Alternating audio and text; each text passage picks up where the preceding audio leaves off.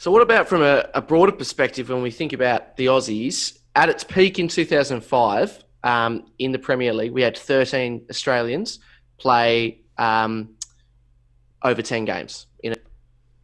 I'm just trying to think if I can think of any Australians that play in the Premier League now. And off the top of my head, I can't. Are there any Australians playing in the Premier League now? I don't think so. Not that I can think of. In a Premier Yeah, I League think season. it was So 8 of us who were regulars in the Premier League. Yeah. So, and now we've got none. We've got a big donut. You go through cycles. Every country, well, not every country, but the smaller countries in terms of population and even in football nation terms, you go through cycles. And we obviously had a generation of players come through that were very successful at playing at some of the highest level, the elite levels of football around the world. Whereas we're not at the moment. And part of that also has to do with our inception into Asian football. Yep. The opportunity for players from Australia to go and play in Asia. And the progression of playing in Asia compared to Europe, straight away, you can say that playing in Asia, it's a lot easier to play for an Asian team than it is to play for a European team. The standard in Europe is I would assume, especially, is so much higher in Europe than it is in Asia. So if all the players have to end up going to Asia, then they're not going to, go to Europe, are they? I still believe there's no comparison. So in terms of when I say progression in becoming a better player, to going on to very good level, very high levels, developing as a player and being able to play at the highest level. Playing in Asia is not the highest level. I think you've got to think of it quite often this way. So for these Aussie players, to be the best, you've got to play against the best and try and beat the best. By playing better players, it makes you a better player because you're quite often learning from these better players.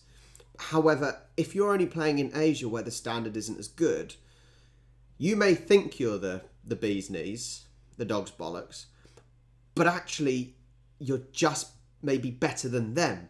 And actually, because the standard is so much lower, you haven't got to the same level and you're not progressing because you're not learning from the better players. So the highest level is playing in one of the top 5 leagues in Europe. Yeah. And so there is generally a pull towards Asia. And I understand why there is, because the money that's been offered to play in those leagues is substantial. And for a lot of guys, it's an opportunity to earn a lot of money very quickly right now, whereas coming to Europe, that may take them 3-4 years, if at all, to make that money. Yeah. Because they have to get a foothold in. They have to establish themselves. They have to get a reputation. They have to get games on their belt before they start getting paid vast sums of money. And they still may not get the same amount of money they're getting offered in Asia. That's interesting. I didn't think it would actually be a money issue, as in the Aussies get paid more to play in Asia. I didn't think the money would be there, other than if these Chinese clubs snapping up the European, the players about to retire quite often. I didn't assume that the Asian clubs would pay, as Mark Schwarzer is saying, would pay that much. That's an interesting one. So you can sort of understand why the players would go to Asia instead of try and make it in the Premier League, because the money is there straight away. If you tried getting into a club in the Premier League, you may not get the Premier League. You may get the Championship or one of the lower leagues and have to try and work your way up. The money's not there in the lower leagues or Championship.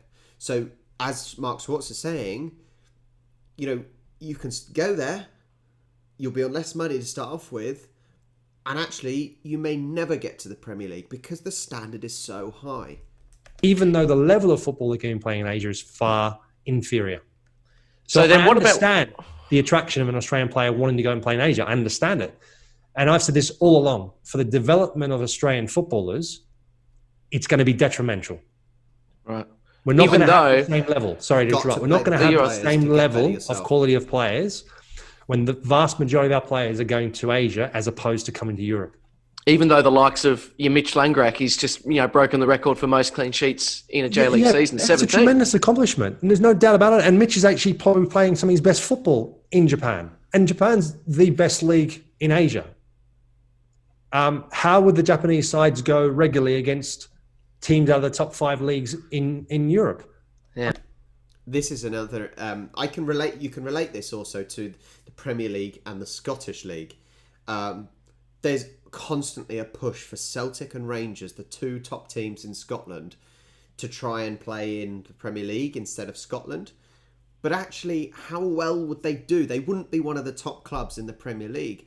So, for example, I'll give you an example of my team, Southampton.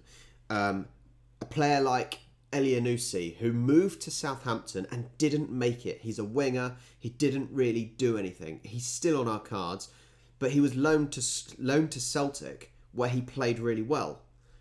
But he's not even making it in our team. Now he's back from loan. The playing in Scotland, the standard is so much lower that you can look better. The same as they're saying here. You play in Japan. Yes, it's a fairly good standard for Asia, and you could look really good, but you're still nowhere near. Would you then be able to do that in the Premier League? Probably not. I mean, they do okay. They do reasonably well, maybe, And for some Japanese clubs, they've probably got a higher budget than a lot of European teams, right? So it's hard to compare. We'll never know, because I'll never play against teams in Europe on a regular basis, and it's just going to be an opinion of yours or over mine. You believe, say, for an example, you believe the Japanese league is as good as, say, the Bundesliga. Yeah. Or I believe, that the Dutch league is better than the Japanese league, the J League. So it's all a matter of opinion, because we'll never be able to really judge it. So if the Socceroos had to play tomorrow, is Langrak or Ryan starting then? If they play tomorrow, I believe that it's hard. If they played right tomorrow, I think it's a decision that Graham Arnold's national team coach would have to make. And that would be based on, you have to take a few things into consideration. What is Matty Ryan's mental position at the moment? Where is he? Mm-hmm. To be fair, that reminds me, Matt Ryan, is he still at Brighton? Because he did well, Matt Ryan, in goal. Where is he? Physically, I don't believe there's an issue, because he hasn't been not playing for long enough. It's more about what headspace he's in. How is he dealing with his circumstances currently now at his club? And again, it depends on what type of game you're playing for the national team. If it's a friendly, of course, Matty can play. If it's a vital World Cup qualifier, then he's got a big decision to make. Does he go with someone who's in incredible form, who's just broke a record in what I believe is the best league in Asia, as opposed to a player that's just lost his place in this last week in what I believe is the best league in the world? Mm-hmm. That's a big decision. And it comes down to, for me, it comes down to headspace. Where is Matty in his head? Okay. Where do you think he is? Tomorrow. Where do we think he is, if we had to make a guess? There's no doubt he will be bruised, and his ego will be really hurting, and he'll be really disappointed. And there's no doubt for me that his head will be all over the place.